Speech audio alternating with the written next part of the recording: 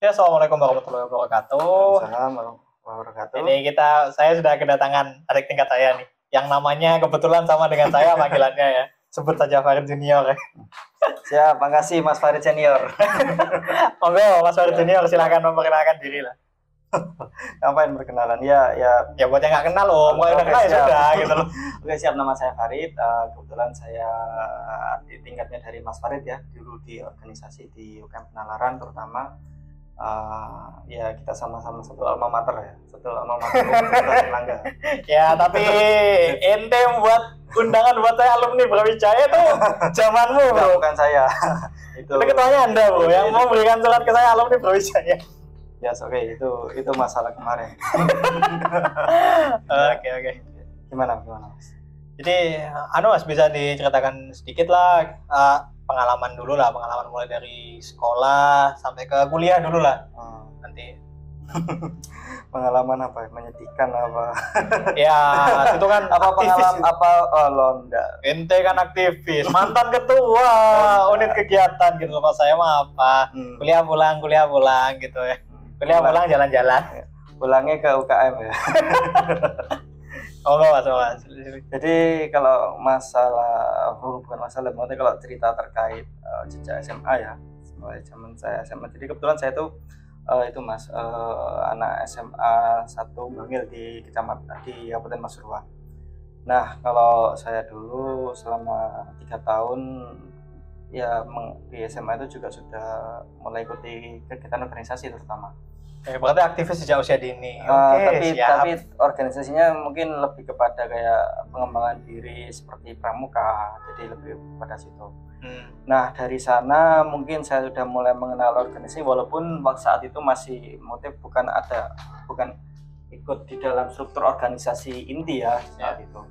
Nah, anggota biasa, dan saya mengikuti kegiatan di pramuka. Nah memang kalau cerita ketika SMA di pramuka itu memang mengenalkan banyak pelajaran, terutama dulu ketika kebetulan saya juga dulu punya guru ya, pembina pramuka yang sekarang sudah almarhum beliau, namanya Kak Santoni. Nah selama 3 tahun saya mengenal dia juga sudah banyak pelajaran, mulai disiplinan seperti apa, terus belajar terkait tanggung jawab dan lain-lain itu sudah tertanam ketika pramuka. Dan di pramuka itu juga sebenarnya kita menyenangkan, soalnya kan kita juga beberapa kali ikut event lomba-lomba. Iya, banyak kegiatan juga. Kita perkenalan dengan orang lain. Nah, dan mungkin juga saya juga bisa mengatakan ketika dulu di pramuka itu yang juga mengantarkan tiket saya keterima di jalur undangan di UNER gitu. Lampirannya. Ya, kebetulan waktu itu saya pernah dapat juara 2 tim ya, tim saya juara 2 di lomba kepramukaan di Brawijaya Kasala waktu itu, dan saya juga melambungkan sertifikat, dan alhamdulillah sepertinya itu juga salah satu pertimbangan dari UNER, akhirnya saya bisa keterima di sana. Ya jadi itu yang mungkin bagi kalian ini ada adik kita yang sekarang lagi SMA, lagi mau masuk kuliah, itu kalau yang apalagi masih awal, masih kelas 1, kelas 2, kelas 10, kelas 11 itu silakanlah berlomba untuk mencari sertifikat, karena pada akhirnya itu akan cukup banyak membantu untuk masuk kuliah ya mas. Iya, walaupun memang kalau dikatakan jaminan enggak, tapi tetap itu mungkin bahan pertimbangan ya gitu. Kalau kita kan nggak tahu juga di dalamnya sana kenapa kok akhirnya dipilih ini masuk, keterima tidak, kan sebenarnya ada yang jaminan kok mas. Karena saya masuk UNER golden ticket dulu. Gitu. Jadi datang langsung disuruh milih, silahkan milih. Kecuali ini silahkan. Oke. Ya, tergantung jenis lombanya. Dan itu mungkin yang mengantarkan saya dulu masuk di UNER. Ya, saya kan senang juga, kebetulan misalnya kakak saya juga punya saudara kakak di UNER dulu, tapi jalur SBMPTN. Jadi bukan jalur undangan, nggak tes tulis. Jadi saya tahu kesulitan masuk UNER di jalur undangan seperti apa, itu saya tahu. Jadi Mbakmu angkatan berapa tuh? 2011 masuk di UNER 2011. Nah itu istilahnya tahu dari awal itu kesulitannya, kan kakak saya waktu itu nggak keterima di undangan, tapi keterima di SBMPTN, dan ketika itu kan akhirnya kan kita tahu sendiri bahwa kesulitan masuk di UNER itu seperti apa persaingannya. Dan kalau kalau kakak saya mungkin kemampuan saya masih kurang. Oke. Soalnya biasanya kan kakak yang pinter, adik yang biasanya goblok. Ya nggak gitu juga Om. Itu kan kembali ke orangnya gitu. Kalau gitu kan seolah-olah mendiskreditkan Tuhan gitu kamu itu. Enggak, maksudnya istilahnya biasanya kadang kan ada yang kemampuannya kan beda-beda. Ya kalau kemampuan tiap orang itu beda saya setuju. Tapi kalau kamu dapat goblok-gobloknya itu ya nggak juga gitu juga. Nggak boleh itu diskreditkan Tuhan itu. Jadi intinya itu.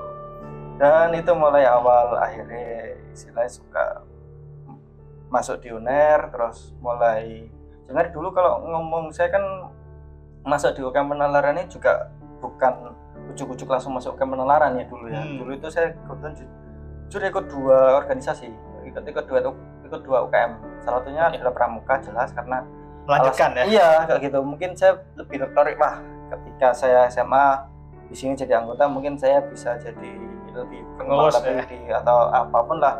Pramuka UNER. Alhamdulillah kakak tinggal di sana juga sangat mendukung dengan baik dan lain-lain seperti itu.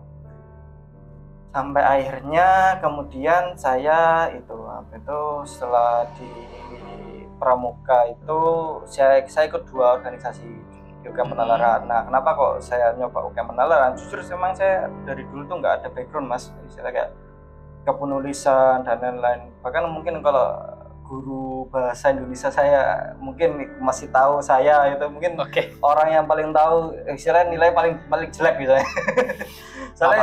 soalnya memang kayak kepenulisan itu bagi saya itu sesuatu hal yang sulit dimengerti lah kan. Seenggak-enggaknya kamu belum pernah merasakan di jasa ada nilai 3 dan nilai 4. Saya ada SMP SMA ada nilai 3 dan nilai 4 di jasa coy. Nah itu akhirnya di awal-awal itu memang misalnya mungkin kok nggak banget lah, istilah bukan passion. Cuman memang kenapa kok akhirnya ikut pemilu UKM Penalaran, memang jujur dulu aku pengennya cuman sekedar saya punya dasar untuk menulis. Setelah itu saya bisa menyelesaikan skripsi, setelah itu saya bisa lulus cepat. Berarti awalnya itu adalah mencari yang membantu menulis skripsi. Betul. Soalnya memang istilahnya kayak awal-awal kita ngomong kepenulisan nggak ada dasar, terus mau belajar dari mana kalau nggak belajar dari awal. Nah itu juga akhirnya jadi pertimbangan. Kemudian sampai 1 semester dan berjalan 2 semester, akhirnya kok mulai kelabakan ikut 2 organisasi. Ya, gitu. Pada akhirnya saya harus memilih salah satu toh. Kemudian akhirnya saya jatuhkan pilihan ke UKM Penalaran, mungkin lebih kepada ingin mencari suasana baru kayak gitu. Walaupun waktu itu mungkin cukup disayangkan oleh pembina saya Pramuka di SMA karena istilahnya kan ya sudah kalau misalnya Pramuka kan basicnya udah ada gitu, oleh SMA udah di kayak gitu. Terus tiba-tiba kok dia dilanjutkan. Beliau menghargai saya dan lain-lain, akhirnya ya itu. Tapi dari sanalah mungkin juga istilahnya dasar-dasar di Pramuka itu juga mungkin akhirnya sedikit banyak mempengaruhi saya ketika berorganisasi di UKM Penalaran, salah satu di situ. Kemudian semester 3. Nah ini awal kenapa kok saya akhirnya suka ikut UKM Penalaran. Dari itu saya ikut lomba ya. Kebetulan lomba pertama kali saya juga sama Mas Farid juga.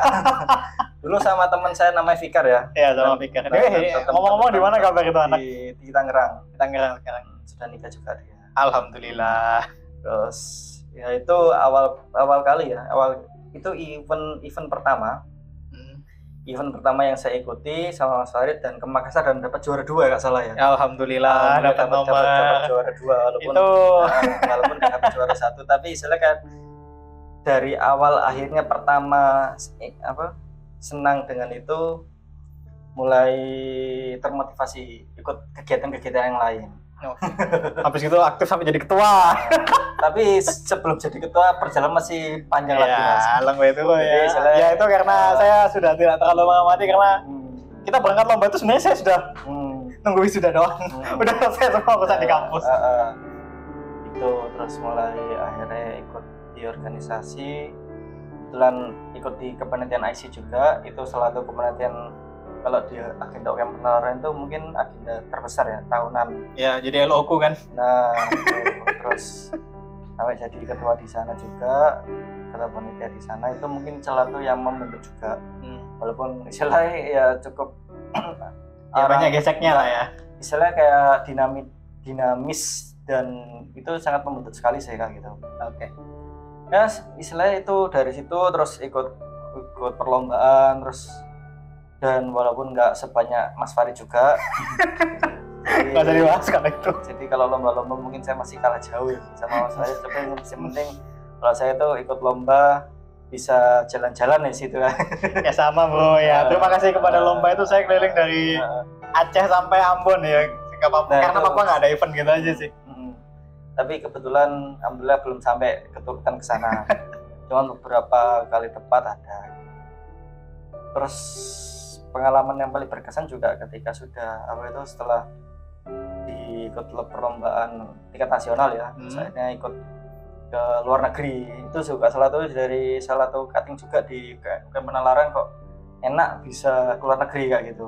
Akhirnya saya mulai termotivasi kepingin ikut dulu itu ke Korea pertama. Kebetulan sama teman saya itu yang sekarang jadi istri. Nah itu istilahnya kayak bondo nekat ya kayak gitu ya. Kita nggak ada pengalaman, bahasa Inggrisnya juga masih setengah-setengah, bahkan kurang. Mungkin teman-temanku Pak Dion kan di sana. Terus macam-macam gitu. Perjalanan ke Korea juga penuh dengan drama juga ya. Ya salah bro ya. Mulai dari kita nggak tahu bikin paspor tuh kemana. Ya itu dinamika yang saya sudah pernah alami itu tahun 2013 ya. Karena nggak ada pengalaman sama sekali, saudara keluarga nggak ada sing keluar negeri kecuali orang tua yang gaji, tapi orang tua kan sudah nggak ada juga waktu itu, jadi nggak bisa ditanyain bikin paspor di mana. Lalu nggak mau tanya ke gue men. Akhirnya belajar sendiri sampai bikin paspor karena saking penuhnya di Surabaya, di Gresik atau di mana semua penuh, akhirnya sampai ke Bojonegoro. Paspornya Bojonegoro kan? Paspornya bikinnya di Bojonegoro mas. Jadi PP sehari 2 kali pernah gitu, karena ngurusi paspor itu. Iyalah, KRD 5.000. Enggak, sepeda motor mas waktu itu. Soalnya kan kereta di Bojonegoro itu jadwalnya itu enggak banyak gitu kan. Iya, ada beberapa sih, tapi mungkin nggak cocok dengan jam kerjanya kantor imigrasi dan mulia. Terus ya itu ketika akhirnya alhamdulillah berangkat ke Korea, terus kemudian masih penasaran dengan event di luar negeri, nge-play lagi ke Cina gitu. Nah kebetulan di Cina itu punya banyak teman juga, saya kan punya banyak teman di SMA juga itu, yang kebetulan juga kuliah di sana, namanya Mas Fajar. Nah itu juga membantu banyak ketika di sana. Soalnya emang kalau nggak ada bantuan orang sing di sana itu sulit emang. HP-mu? HP kok. Oh sih aja. Jadi tadi pas sampai di Cina itu ketemu teman namanya Fajar, itu juga teman satu pramuka juga. Jadi pramuka, organisasi ya? Organisasi juga di pramuka, terus akhirnya hubungan kita itu semakin dekat juga. Bantu di sana, ya akhirnya banyak pengalaman lah kita keluar negeri, walaupun eventnya kita juga nggak dapat apa-apa, dalam artian bukan dapat juara dan lain-lain ya, yang penting sudah bisa lolos, minimal pernah keluar kayak gitu. Nah itu akhirnya sedikit banyak sih ketika pengalaman kepenulisan di UKM Penalaran itu memang itu jadi modal juga dari awal sebelum akhirnya melangkah ke jenjang setelah kuliah pasca kampus. Tapi kegiatan pasca kampus nih, sekolah selesai, kuliah selesai, pasca kampus kesibukannya apa, Mas Farid sekarang? Nah kalau kesibukan ya, saya kebetulan kerjanya di perusahaan media. Di media harian PT Harian Surya Tribun Jatim juga di sana. Di Harian Surya ya? Jadi satu grup kan. Surya sama Tribun. Itu kan satu grup Harian Surya Tribun Jatim. Jadi saya masuknya tahun 2019, jadi ketika awal pandemi. Awal pandemi bulan Maret. Jadi kan saya lulus di kampus itu akhir Desember 2019. Desember. Oh berarti lulus kampus atau sudah masuk dulu baru lulus? Oh sorry. Kalau 2019 overlap ini soalnya antara kamu lulus dan masuk kerja. Pandemi itu Januari, insya Allah Januari rilis pertama ya. 2020 rilis pertamanya. 2020 kan ya. 2019 itu aku masih kemana-mana. Aman. 2019 itu berarti 2019 Desember itu lulus terus Maret saya masuk mulai masuk awal pandemi ya berarti. Jadi awal pandemi itu ingat waktu itu seminggu 2 minggu itu pelatihan, setelah itu pelatihannya di cancel. Nggak di kantor, akhirnya lebih ke online lah gitu karena kebijakan pandemi COVID ya yang waktu itu masih mengganas di Indonesia, masih baru-baru masuk sih, masih hangat, masih isu hangat. Gitu. Terus belajar di sana saya sempat masuk di bagian konten kreator awal, kemudian di lapangan juga. Di lapangan ini mobile ya, di Surabaya waktu itu sempat mobile ya ke Pemkot ya. Maksudnya kita kan masih dalam tahapan masih pelatihan belajar ya, sama-sama belajar juga. Jadi itu banyak kan ke Pemkot, ke macam-macam lah di wilayah Surabaya. Akhirnya kemudian setelah itu ditarik lagi ke konten kreator 3 bulan. Setelah itu saya dipindah ke Kediri. Wartawan lapangan di Kediri. Bulan Agustus saya pindah ke Kediri. Nah di situ juga lumayan dapat banyak pengalaman dari saya kan dulu lulusan ilmu politik ya Mas ya. Ya berarti udah biasa lah. Politik dalam artian ilmu politik itu memang ada sedikit banyak yang mungkin bisa saya pelajari juga, dan itu mungkin tahu sedikit banyak lah gitu. Di Kediri kan memang dinamis ya, kita nggak hanya mikir dari politik ya, maksudnya kan ada kriminalitas juga ya, artinya pergerakan masyarakatnya di Kediri itu cukup dinamis. Terus di sisi ekonomi seperti apa, pariwisata di Kediri, cuman wisata di Kediri waktu itu masih mati ya karena pandemi kan, tutup semua. Akhirnya itu ya pengalaman banyak di jurnalistik, tapi memang kalau kita ngomong sebelum ujuk-ujuk masuk daftar jurnalis saya itu memang mulai menekuni bidang jurnalis itu ketika sudah skripsi. Jadi skripsi akhir mau sidang salah. Kebetulan saya punya teman dulu ketua LPM UNER ya. Mercusuar UNER. Itu satu kos juga. Itu ngajari kayak gini loh, tulisan berita dan lain-lain. Sebenarnya kalau dari penulisan karya ilmiah di bukan penalaran sama jurnalis itu ada sedikit perbedaan lumayan jauh Mas. Saya sempat bahas di ini dengan salah satu kawan saya yang ya dia memang penulis lepas dengan kesibukannya guru. Memang antara penulisan ilmiah dan jurnalistik itu ada sebuah perbedaan yang sangat mencolok karena dari sudut pandang. Bagaimana kalau jurnalistik itu bukan fokus di problem solving, tapi bagaimana lebih ke orang itu tertarik untuk membaca sebelum kita belum ngomong konten dan sebagainya, tapi bagaimana orang tertarik untuk membaca dulu. Tapi kalau saya pandangannya gini sih, bukan ke sana. Tapi kalau karya ilmiah ya, itu kan misalnya kayak misal lebih kepada bahasa itu baku. Ya memang kita pakai bahasa baku, cuman kalau bisa karya jurnalistik itu bisa dibaca oleh semua kalangan. Ya, kalau nggak salah itu basic paling mendasar.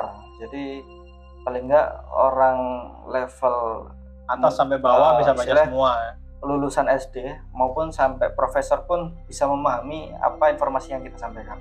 Bahasanya lebih sederhana lah ya. Mungkin lebih ke sana kayak gitu. Tapi kalau terkait itu saya kurang tahu juga. Nah, kalau yang itu yang menjadi perbedaan. Saya belajar sama namanya ketua LPM itu, terus diajari ini paling enggak ini dasar pembuatan berita seperti apa. Dari situ saya mulai belajar. Itu mulai ada ketertarikan.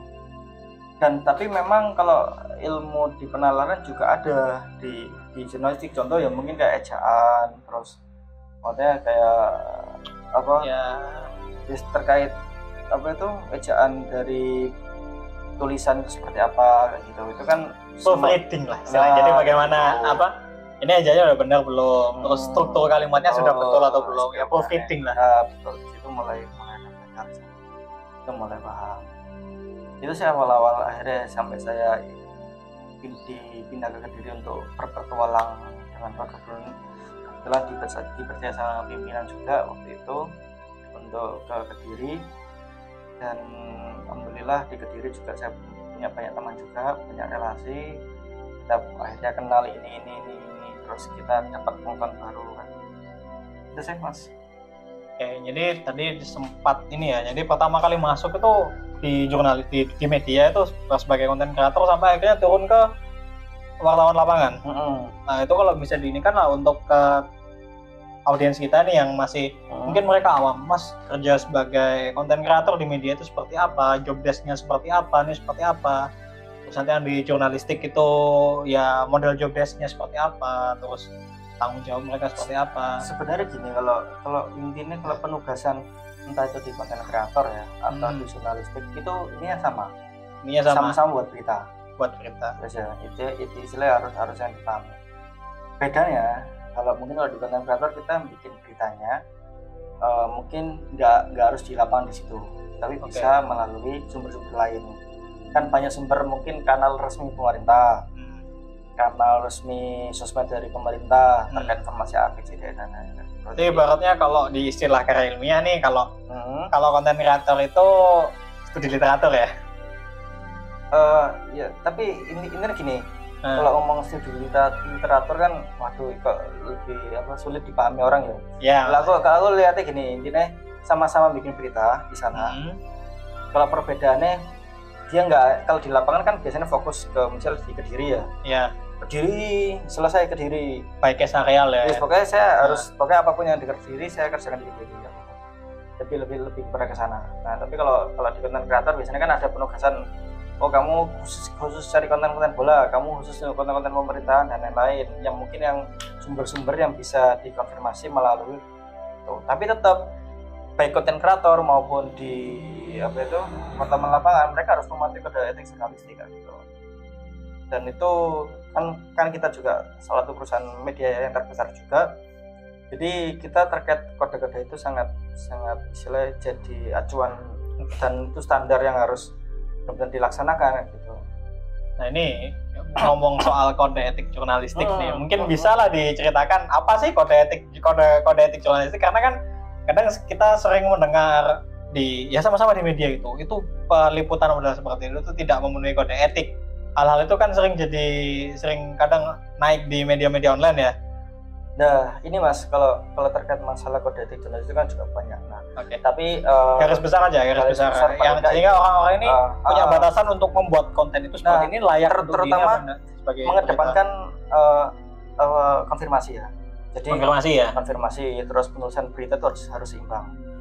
Misal mohon maaf ini ada kasus korupsi misalnya, korupsi A, B dari pejabat gubernur misalnya, gitu. Paling enggak kita harus mengedepankan konfirmasi dari dua pihak. Dari gubernur itu kenapa sih? Terus dari pihak yang menangkap, misalnya dari kepolisian itu seperti apa. Jadi ada dua versi. Jadi biar seimbang gitu. Atau mungkin kayak lebih ada isu fitnah misalnya dianggap seperti fitnah. Mas Farid punya kasus diduga mengfitnah si A si B.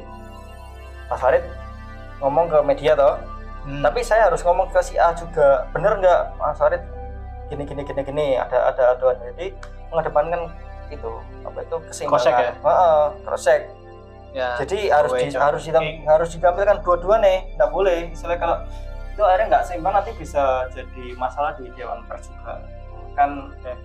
Berarti memang Dewan Pers itu fungsinya untuk mengawasi hal-hal yang seperti itu. Iya betul, itu kan jurnalis produk jurnalistik kan dilindungi oleh pers juga Mas. Berarti memang ada undang-undang yang melindungi ya. Betul, dan itu di bawah pengawasan dari Dewan Pers juga. Nah, Dewan Pers ini nanti yang akan menilai ketika suatu produk jurnalistik ketika ini sumbernya seperti apa, terus mengedepankan konfirmasi atau tidak, keseimbangan gitu. Apalagi kalau isu-isu sensitif gitu, harus walaupun katakanlah kita nggak senang dengan si A si B gitu ya, tapi nggak boleh kita nggak senang akhirnya kita nggak mau wawancara dia, nggak boleh. Kita harus wawancara ketika itu berkaitan dengan karya jurnalistik kita. Yang berarti ya memang itu paling basic, paling dasar sendiri. Berarti nekan ego ya. Ya harus, ya kita nggak, karena kan kita nggak boleh baper-baper. Kita nggak menutup kemungkinan kan, kita sebagai manusia biasa pasti punya namanya preferensi kan. Kita punya preferensi arah ke kiri kan, itu hal yang normal saja ya, kita manusia biasa. Tapi kalau kita terjun di media, maka kita harus bisa untuk menekan ego ini supaya ya siapapun itu, sebenci apapun itu, kalau itu udah tugas ya kamu harus datangi. Iya. Ya sama, mungkin kalau secara prinsip ya mungkin ketika saya dihadapkan dengan suatu kondisi kelompok masyarakat yang mungkin saya sendiri sudah nggak sepakat. Misal kita mungkin ini cuma contoh ya. Ya, baiknya contoh. Contoh ya. Ini disclaimer contoh. Ilustrasi. Disclaimer ini ilustrasi. Jadi bila ada pihak-pihak yang seumpama namanya tersebut, contoh ini sebagai contoh. Kita underlying dulu sebagai contoh. Jadi contoh misal saya nggak suka dengan kelompok HTI, gitu. Ya. Misal mereka dulu masih belum ada undang-undang terkait pembubaran HTI, ya.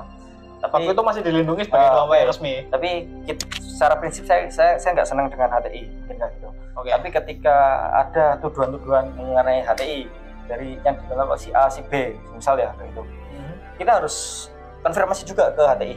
Walaupun saya nggak suka dengan dan kita harus harus buang ego kita untuk ketidaksukaan secara pribadi itu. Jadi harus benar-benar dibuang. Ya kita profesional lah ya. Konfirmasi. Ini dapat tuduhan seperti ini dari si A, tanggapannya seperti apa?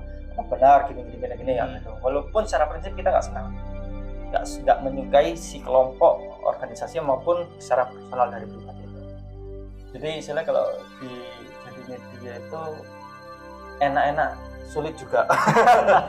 Enaknya kenapa, sulitnya kenapa, Mas? Kalau sulit ya itu mungkin misalnya nggak, karya jurnalistik itu harus benar-benar bisa dipertanggungjawabkan ya. Ya semua karya itu harus dipertanggungjawabkan. Itu kalau sulitnya ya itu bisa, makanya kita harus benar-benar hati-hati banget, jangan sampai mungkin kadang ya ada istilah mengatakan satu karya jurnalistik bisa merubah apa yang terjadi selanjutnya. Ya karena apa yang dibaca itu seringkali itu apa yang dia pikirkan. Ketika yang dibaca itu suatu hal yang salah, makanya kan ada istilah jangan sebar hoax itu. Begitu hoax itu dibaca sebagai kemenangan publik, habislah. Itu kasihan orangnya, jadi bahan fitnah nanti. Kalau enaknya ya itu kita akhirnya bisa mengenal banyak orang, kita bisa memahami situasi yang sangat sulit, terus haru, senang dan lain-lain.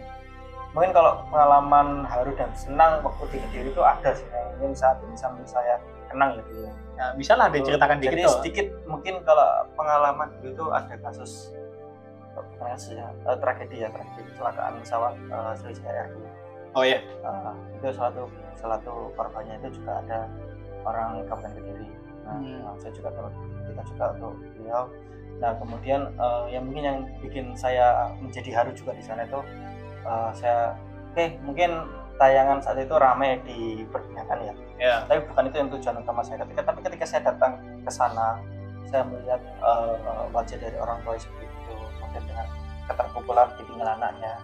Mungkin di situ sesuatu yang mungkin saya sendiri dulu waktu meliput itu juga ada mungkin terharu dan mungkin rasa ingin menangis juga. Itu terbawa suasana di sana juga. Karena memang suasana duka di sana itu luar biasa juga. Jadi kita itu akhirnya ini ya kasihan ya ibunya ini kayak gitu. Tapi ya itu mungkin pengalaman yang nggak bisa saya lupakan setelah saya melihat dari seorang ibu gimana kehilangan anaknya gitu. Dan itu yang pengalaman. Terus kemudian kalau pengalaman senangnya kayak gitu, kadang mungkin ada satu karya jurnalistik kita itu mungkin yang bisa membantu akhirnya, misal saya kan suka terkait traveling wisata gitu. Saya kadang suka bukan membranding ya, tapi lihat potensi desa wisata yang mungkin jarang terjamah, tapi mungkin nggak begitu banyak diketahui oleh media gitu. Nah salah satunya kemarin itu ketemu di Kediri, Desa Keling, wisata Gua Jegles juga. Wisata apa? Gua Jegles. Namanya gitu, nanti bisa searching aja. Nah Gua Jegles itu waktu akhirnya saya beritakan juga viral dan meledak, dan akhirnya di sana itu yang cukup bikin saya senang, semakin berkembang di sana. Pengurusnya juga aktif juga, anak muda juga di sana pengurus saya, jadi antusias untuk mengembangkan di desanya itu luar biasa. Jadi istilahnya ada kesinambungan pasca pemberitaan itu jadi viral. Jadi bukan sekedar naik terus hilang ya. Tapi istilahnya hanya menjadi income buat desa itu juga. Maksudnya kayak hanya mulai rame terus jadi tempat itu, dan sekarang sudah berkembang luar biasa. Itu mungkin salah satu istilah kayak salah satu pengalaman yang menyenangkan juga dan mengharukan juga ya selama liburan juga. Ya, berarti kasarannya tentara bersenjata tinta ya. Kalau ada yang bilang lidah itu lebih tajam daripada pedang, ini ada juga sih, saya lupa yang bilang siapa, tapi dalam bahasa lokalnya sana ya, bahwa tinta itu bisa membunuh orang lebih banyak daripada peluru. Saya lupa itu siapa yang bilang gitu. Tapi ya itu sih, istilah sisi positifnya di sana juga. Sisi negatifnya ya pasti ada lah kayak gitu. Ya mungkin lebih kepada, kalau contoh Mas ya, saya pernah ikut kegiatan ada liputan nggak salah, bukan teroris nggak salah. Anjay. Itu malam-malam Mas, malam-malam jam 10 malam, jam 11. Ya profesional lah bro. Iya.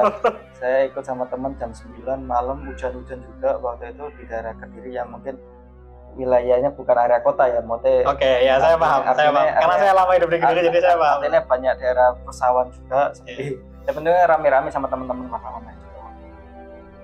Kita sampai jam 12 jam 1 malam. Ya mungkin istilahnya kayak sisi senengnya, jam 10 malam berangkat, jam 12 jam 1, tapi ketika akhirnya dapat nggak itu? Apa? Dapat nggak orangnya? Suspeknya dapat nggak? Tertangkap nggak suspeknya? Oh, itu sudah tertangkap. Udah tertangkap. Maksudnya berita itu sudah tertangkap. Sudah diamankan polisi. Maksudnya saya tuh waktu itu malam-malam berangkat gitu. Ya. Dan itu pengalaman yang luar biasa juga sih. Ya walaupun istilah kayak gitu-gitu nggak bisa diprediksi. Jadi ada effort yang harus lebih, tapi saya enjoy karena memang ada kepuasan tersendiri juga sih. Jadi istilah ketika karya kita rame juga, terus bisa dan bagus dan itu dan bisa dan diminati banyak orang, kan istilahnya kan ada kepuasan tersendiri ya. Oke. Ya mungkin ya ini karena baterainya udah mulai keluar nih timingnya nih. Jadi ada saran nggak nih, saran atau masukan untuk, pertama sih kalau saya untuk yang sama-sama lah, yang satu profesi atau seperti apa. Kedua bagi mereka yang minat, yang ingin masuk di dunia media itu, mungkin dari Masnya yang sudah terjun di sana. Menurut saya nggak pantas ngomong kayak gini Mas. Ya udah langsung yang kedua aja. Masih setahun 2 tahun. Oke, langsung yang kedua aja. Berarti yang untuk anak yang mau masuk di media aja. Jadi kalau gini, istilahnya kalau di dunia media itu memang istilah senang, pasti menyenangkan ya.